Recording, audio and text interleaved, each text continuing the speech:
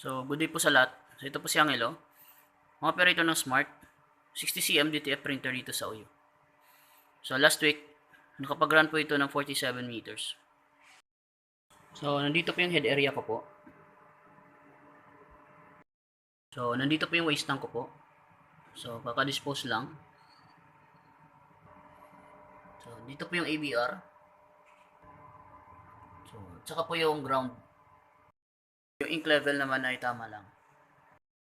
So, after natin makuha yung printer, so mag-cleaning po ako. Yung gamit ko po na mode sa cleaning ay weak.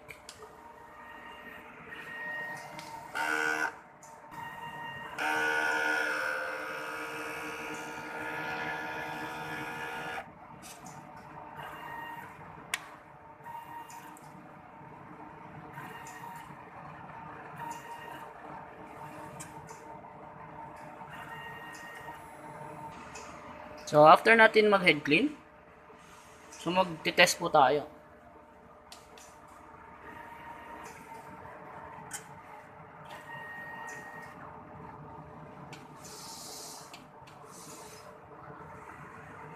So, titingnan po natin kung buo po yung mga nozzle. So, pag nakita po natin na buo, pwede na po tayo mag-start sa printing. So, nandito naman po yung mga inyo supplies ko po para sa Brilliant. Yan po sa Smart. So, dako naman tayo sa output. So, dito po yung output ko. Nakapag-run po ako ng 47 meters. So, dito yung checklist natin. So, yung second week ko po. So, si Jimmy po yung verifier ko po.